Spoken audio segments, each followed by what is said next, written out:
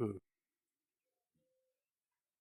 Hello साथियों, आज का जो लाइव है ये गोविंदगढ़ के पास एक छोटा सा गांव गुडलिया किशनमानपुरा के पास से आज का लाइव। और आज के लाइव के लिए ये कुमाऊँतों की ढाणी गुडलिया गांव के अंदर, और इस कुमाऊँतों की ढाणी से दो सगे भाई, एक चाचा का और एक ताऊ का, एक लास्ट ईयर और एक इस साल नीट में सेलेक्ट होकर पूरे गांव में और पूरी समाज में और आसपास में अपने परिवार का नाम रोशन करने जा रहे हैं। स्वाभिमान के साथ इसकी 3 साल की यात्रा बहुत सारे बालकों के लिए एक प्रेरणा स्रोत हो सकती है। जिस बालक के सिलेक्शन की मैं आज आपसे बात कर रहा हूं, इस बालक ने 10th में बहुत साधारण से परसेंटेज, कितने परसेंटेज भाई, 73% करने के बाद साइंस बायोलॉजी लेने का प्लान किया और सुख सुविधाओं से दूर, प्राइवेट स्कूलों के चाक चौबंद से दूर, अपने पास की government senior secondary school Govindgarh से 12वीं क्लास पास किया। और 12वीं क्लास में बहुत साधारण से प्राप्तांक, कितने परसेंट भाई, 69% केवल। बहुत से अभिभावक बच्चे के 10वीं और 12वीं के परसेंटेज को देखकर उसके आने वाले भविष्य का प्लान करते हैं। मैं कहना चाहूंगा, ऐसे बहुत सारे अभिभावकों को इस अजीत कुमावत के परिणाम से सोचना चाहिए। किसी बच्चे के सिलेक्शन का फैसला केवल उसके 10वीं और 12वीं के परसेंटेज से नहीं हो सकता। इन दोनों सगे भाइयों ने आज से 2 साल पहले हमारे पास प्रवेश लिया।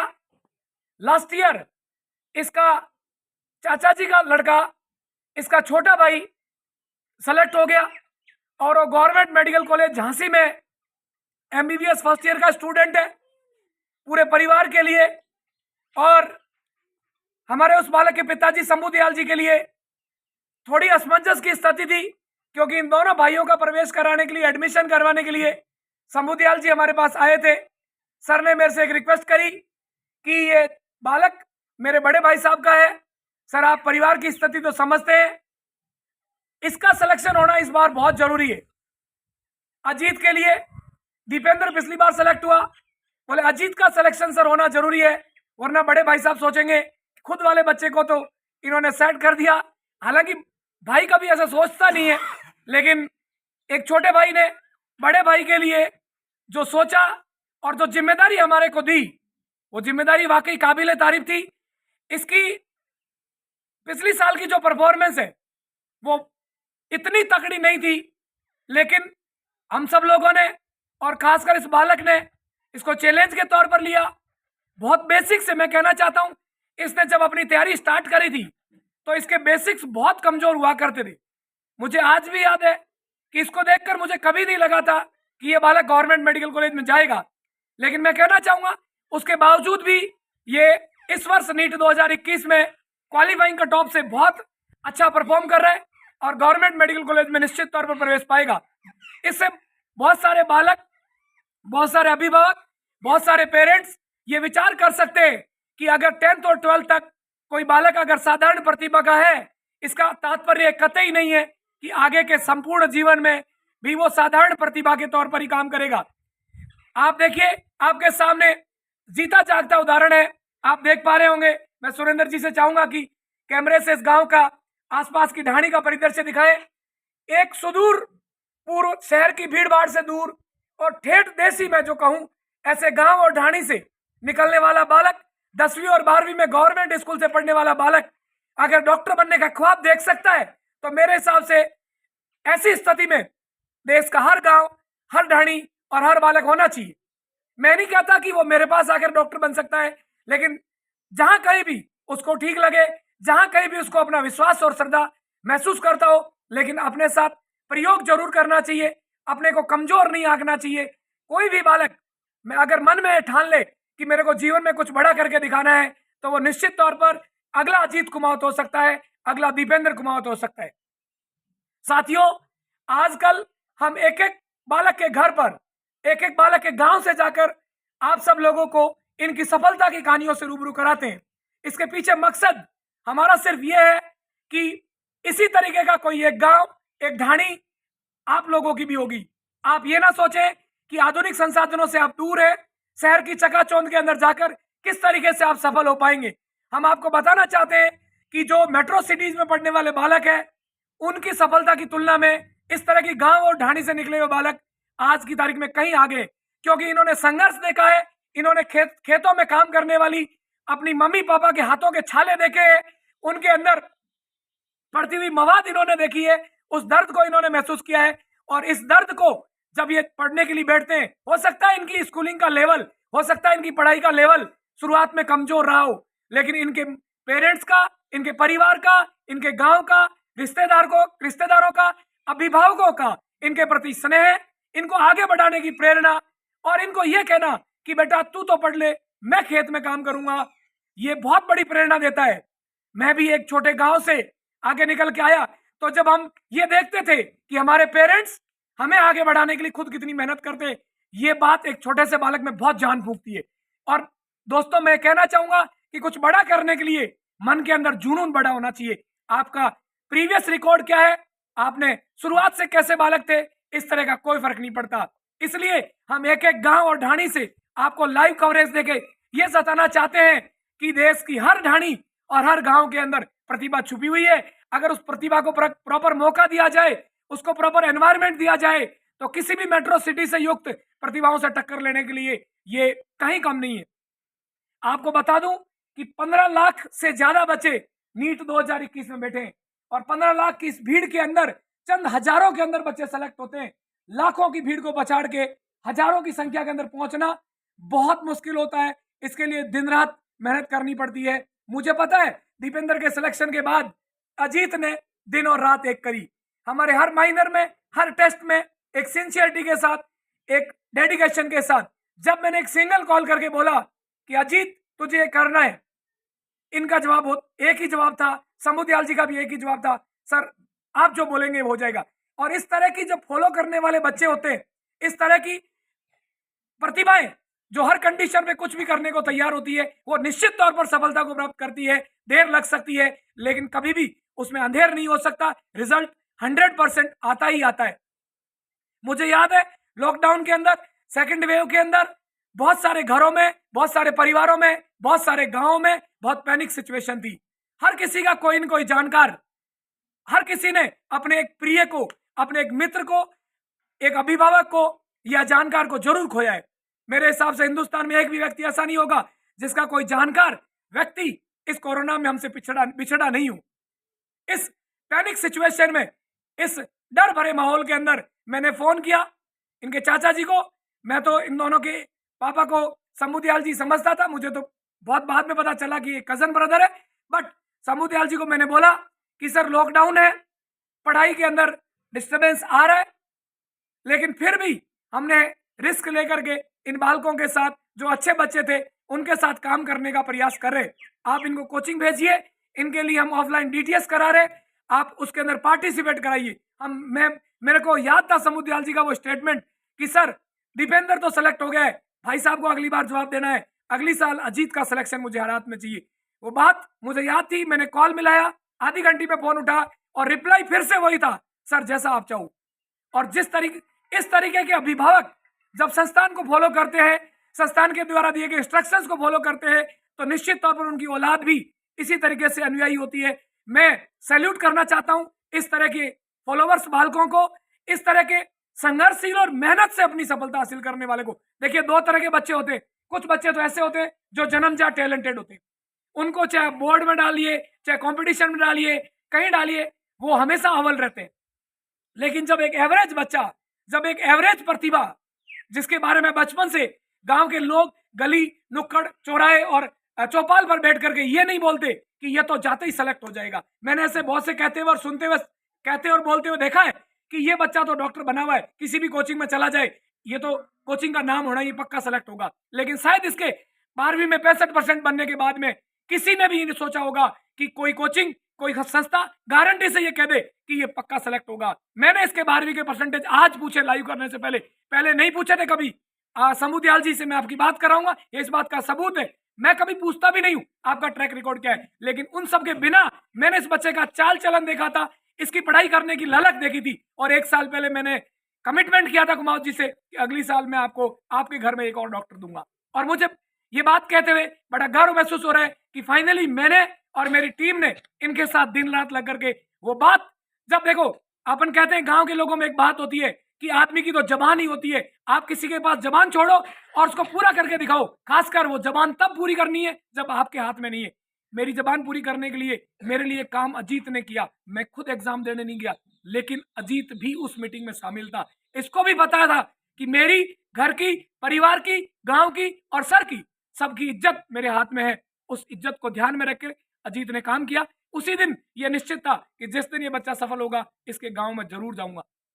इसी कड़ी में आज हम यहाँ पर पहुंचे हैं और गुड़लिया ये गांव है, और मैं आप लोगों से निश्चित तौर पर आप देख पा रहे होंगे कि लावणी का टाइम है और मैं आधे 1 घंटा गलती से लेट भी हुआ, बट फिर भी गांव के बुजुर्ग लोग जो शायद पीएमटी, आईआईटी और डॉक्टर इन सब का बहुत ज्यादा मतलब नहीं जानते होंगे, लेकिन आप किस तरीके से देख पा रहे हो, कितने शांत मन से इस लाइव का हिस्सा बन रहे। ये जताता है कि हमारे गांव के अंदर, हमारे गांव के बुजुर्गों में अपने बच्चों को, भले ही वो खुद नहीं पढ़ पाए, भले ही वो खुद वहां नहीं पहुंच पाए, लेकिन उन्होंने अपनी अगली पीढ़ी को उस संघर्ष से बाहर निकालने की कोशिश करी कि हमने तो खेत में लावणी करके कैसे जैसे करके जीवन गुजार लिया, लेकिन हमारी औलाद वही काम करेगी जो पढ़े लिखे लोगों की औलाद करती है। हमारी औलाद भी, हमारी आने वाली पीढ़ी भी वहीं पहुंचे जहां पैसे वालों के लोग पहुंचते हैं, जहां बड़ी बड़ी सुख सुविधा वाले लोग पहुंचते हैं। तो मैं कहना चाहता हूं कि जिस तरीके की मेहनत इन दोनों बालकों ने करी, जीवन भर इस तरीके की मेहनत करती रही, तो वो दिन दूर नहीं है जब इस इलाके के अंदर ये कुमाऊतों की ढाणी दोनों भाइयों के कारण, दोनों भाइयों की डॉक्टरी की पढ़ाई के कारण जानी जाएगी।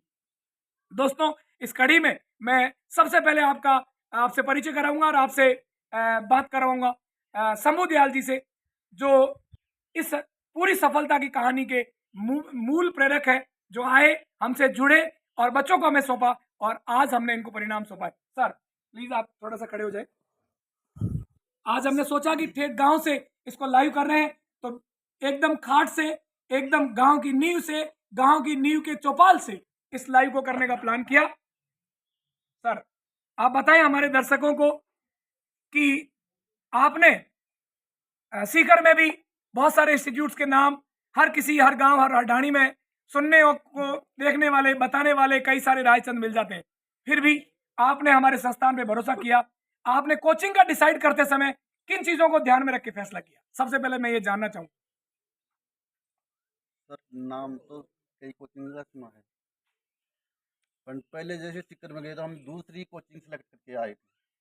फिर आप हमारे एडमिशन के लिए गए, पहले गए डोल के आए, घूम के आए, फिर हमने देखा कि ये ऊंची वाली बिल्डिंग कौन सी है या ये छोटी वाली कौन सी है, सब में जा के देखा, तो फिर जी, आपके ऊपर ही हमने लगा कि कुछ बच्चों ने भी बोला कि ये हमने कोई दुकानदार लाइन में थे, उनसे भी पूछा कि ये आपके लिए ठीक रहेगा।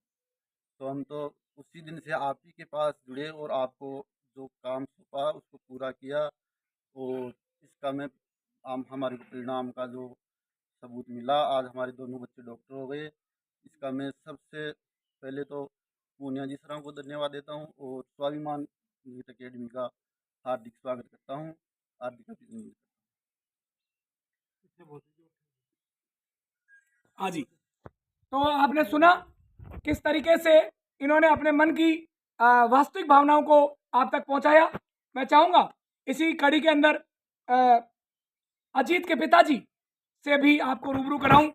हालांकि इसके रास्ता दिखाने के लिए यहाँ तक सारी यात्रा में नो डाउट छोटे भाई ने सारा रोल प्ले किया, बट मैं जरूर चाहूंगा, क्योंकि भाई साहब आप जैसे बहुत से लोग होते हैं जो जिनको सिर्फ आपकी आवाज से सुन के यकीन होता है कि अगर मेरा बेटा सेलेक्ट हो सकता है तो आपका भी हो सकता है।